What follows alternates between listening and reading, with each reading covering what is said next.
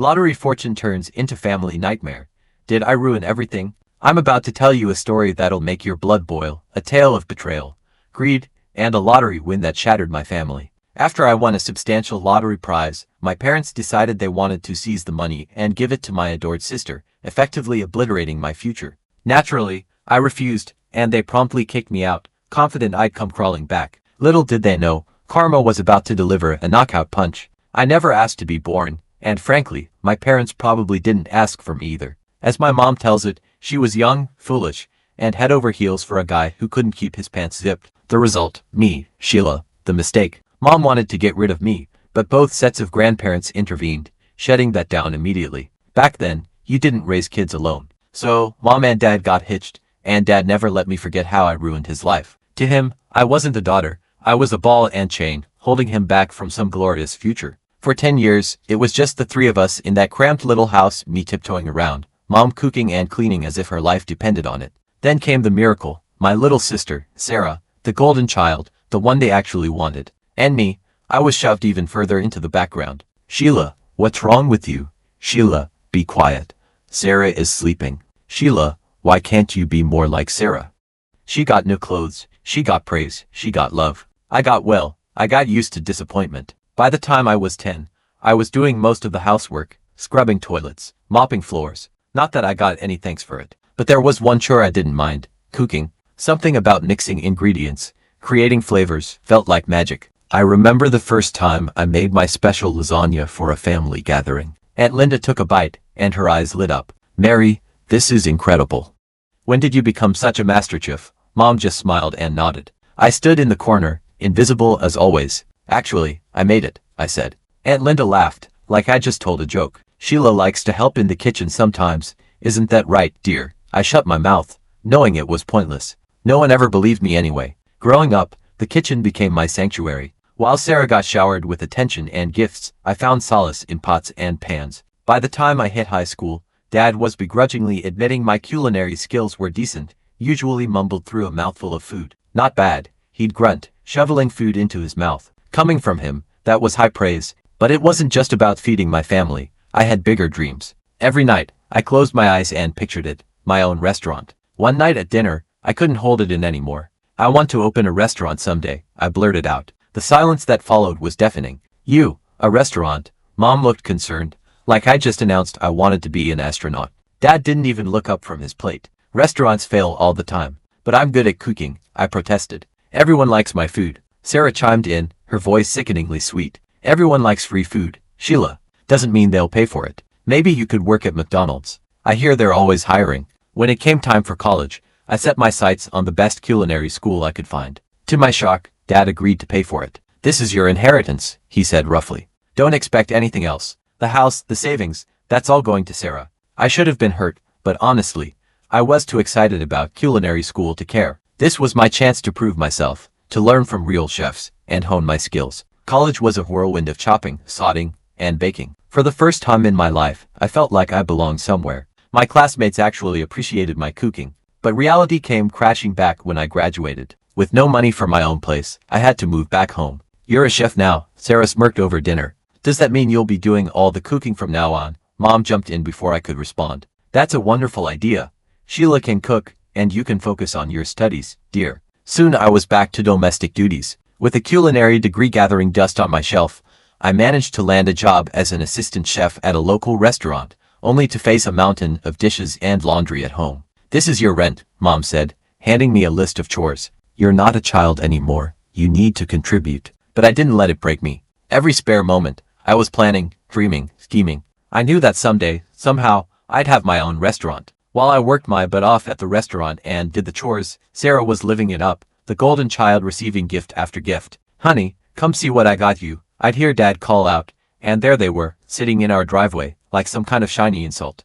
A brand new car. But I can't even drive yet, Sarah would protest. You will soon enough. My girl deserves the best right from the start. I bit my tongue so hard I tasted blood. And even that was only because I needed to get to my part-time job. It didn't stop there. Every week, there was something new for precious Sarah, the latest iPhone, a MacBook Pro, designer clothes. They even renovated her bedroom, turning it into something that looked like it belonged in a luxury hotel. Meanwhile, I was still in my old room, cobwebs and all. But hey, at least the spiders kept me company. I started thinking about moving out. Maybe I could find a roommate. Anything would be better than this constant reminder of how little I mattered. But then came Christmas. I had been saving up, determined to get everyone nice gifts for once, to show them I wasn't the failure they thought I was. I ended up buying lottery tickets for everyone at the cheap scratch-offs, but tickets for the big jackpot. Christmas morning came, and I handed out the envelopes. Her face fell. Lottery tickets? What is this? A gas station gift. Sarah didn't even bother opening hers. She just rolled her eyes. Gee, thanks, Sheila. Really thoughtful. I guess since Sheila didn't really get us anything, she won't be expecting any gifts either. That seems fair. I felt a lump forming in my throat. Without a word, I snatched the lottery tickets from Dad's hand. You know what? I'll take them. I stormed out, ignoring their shocked faces. Screw their family dinner. I texted my coworker, Jean. Hey, are you still at the restaurant? We ended up at the bar of the closed restaurant, nursing a glass of cheap champagne. It wasn't exactly a Hallmark Christmas, but at least I felt less alone. A few days later, I was at work as usual. During my break, I reached for my phone. There was a missed call from an unknown number, but then it rang again. Same number. Curiosity got the better of me, and I answered. Sheila Thompson, a cheery voice asked. Yeah, who's this? This is Linda from the State Lottery Commission. I'm calling to inform you that you're holding a winning ticket. I almost dropped the phone. What? Are you serious? Absolutely. One of your tickets matched all the numbers in the Christmas drawing. The world spun around me. My mind was racing. This was it, my chance to finally open my own restaurant, to show everyone what I could do. I burst through the front door, unable to contain my excitement. You won't believe what they were all sitting at the kitchen table, looking at me like I'd grown a second head. I won the lottery, I blurted out. For a moment, there was stunned silence. Then Sarah's shrill voice cut through the air. That money belongs to us, she screeched. You bought those tickets as gifts for Mom and Dad. Anything that belongs to them belongs to me. I felt like I'd been slapped. They gave the tickets back to me. They're mine. Mom and Dad exchanged a look. Sheila, Dad said slowly, be reasonable. You owe us. Now hand over that ticket. We'll take care of everything. I took a step back. No, I said. This is my ticket, my win. I'm going to use it to open my own restaurant. Dad's face turned an alarming shade of red. Now you listen here, young lady. No, you listen, I shouted, years of pent-up frustration pouring out. I've spent my whole life being treated like a second-class citizen in this family. Well, not anymore. This is my chance, and I'm taking it. Mom sneered. If that's how you feel, then you can get out of this house. I stared at them, these people who were supposed to love me unconditionally. At that moment, I saw them clearly for the first time. Fine, I'm gone. I stormed up to my room, threw some clothes and essentials into a bag, and walked out. They thought I would come crawling back. They couldn't have been more wrong. My first stop was the lottery office to claim my winnings. Then, I headed straight to a real estate agent. I need an apartment, I told the surprised agent. Something available immediately. By that evening, I was sitting in my very own place. It wasn't much, a small one-bedroom in a decent part of town, but it was mine. As I sat on the floor, I hadn't had time to buy furniture yet, eating takeout and scrolling through restaurant equipment catalogs on my phone. I started forming a solid business plan. I spent weeks hunched over my laptop. After what felt like a million revisions, I finally had a plan I was proud of. Next step was location. Finally I found it.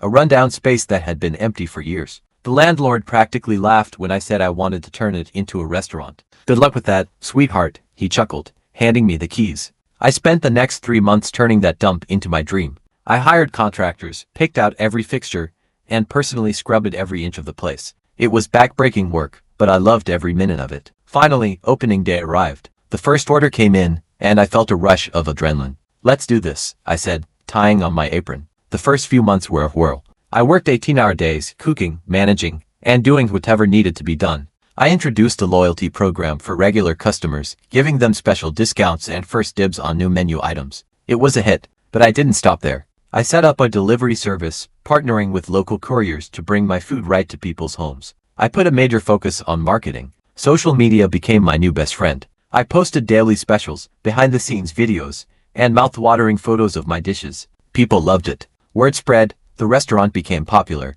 and I was making money. It was something. Then I looked for a second location. Opening the second restaurant was easier in some ways. I knew what I was doing now, but harder in others. Suddenly, I couldn't be everywhere at once. I had to learn to delegate, to trust my staff to maintain my standards when I wasn't there. But we made it work. And 3 years after that, I opened my third location. Me, Sheila Thompson, the girl who was never supposed to amount to anything. I won't lie, it wasn't easy. There were nights I cried myself to sleep, overwhelmed by the stress and the pressure. But through it all, I never gave up on my dream. The success made it all worth it. It was just another Tuesday. I was in my office, going over the books for my newest restaurant, when my phone rang. It was a number I hadn't seen in years. Home. For a moment, I considered letting it go to voicemail, but curiosity got the better of me. Hello, I answered, my voice cautious. Sheila, it was my mother. Look, I know we've had our differences, but we need your help. It's about Sarah. Of course it was. What about her? I asked. Dad's voice came on the line.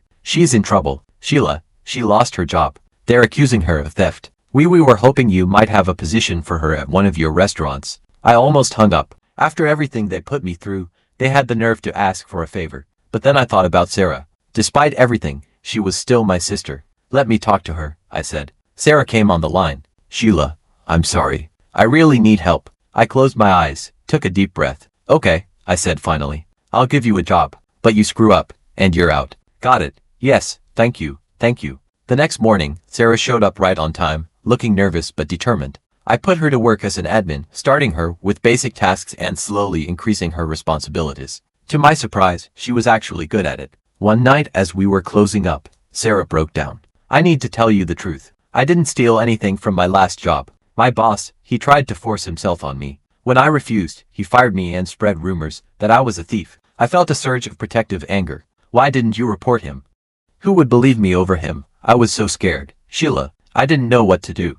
I believe you, I said. And I'm going to help you, okay? We'll figure this out together. I was so happy to have my sister back. Sarah proved to be a quick study and a hard worker. She soaked it all up like a sponge, eager to learn and prove herself. Put a nagging voice in the back of my head warned me not to let my guard down completely. At first, everything seemed perfect. Sarah threw herself into her work with an enthusiasm I'd never seen from her before. She was always the first to arrive and the last to leave, volunteering for the toughest tasks. But then whispers started reaching my ears. What as the days went by, the whispers grew louder. Marco, my head chef, pulled me aside one day. I think you need to know something. Your sister, she's stirring up trouble. I felt a chill run down my spine. What kind of things? Marco looked uncomfortable. She's telling everyone they deserve a raise. She's even suggested we should go on strike. I couldn't believe what I was hearing. That's ridiculous. I've always been transparent about the finances. My employees are well taken care of. But Marco pushed further. None of us are buying it. A lot of the staff believe that you're underpaying us. After all, this is your family restaurant. But there's more. He went on to tell me how Sarah had been claiming that the restaurant rightfully belonged to her, that I had somehow cheated her out of her share of the family money. I felt like I'd been punched in the gut. After everything we've been through, after I'd given her a second chance, this is how she repaid me. What the hell do you think you're doing? I demanded. Sarah's face was a mask of innocence. What are you talking about? I laid out everything I heard. To my disgust, she laughed it off. Oh, she said casually. I was just testing the staff's loyalty. You know, making sure they wouldn't turn on you.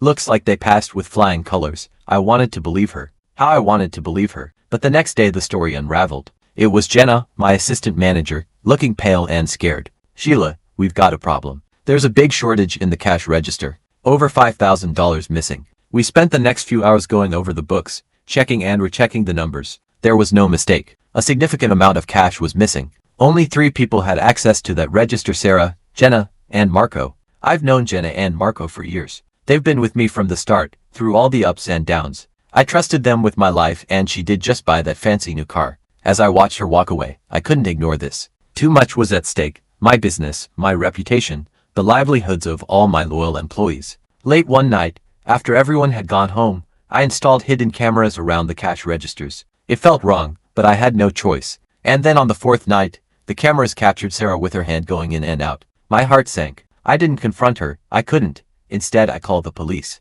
2 officers walked in, the look on her face when she saw them shocked. Tell me everything I needed to know. She thrashed around, knocking over tables and sending dishes crashing to the floor. I deserve this money. I should be rich. You stole my life.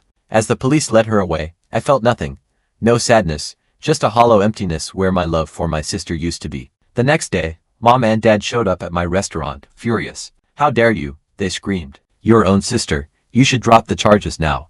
I stood my ground. No, she stole from me. She needs to face the consequences. I pulled out my phone, showing them the footage of Sarah stealing from me. Look, I said, this is what your precious Sarah did. She's a thief. But instead of understanding, Sarah wouldn't do that. They were insistent. She's perfect. You've always been jealous of her.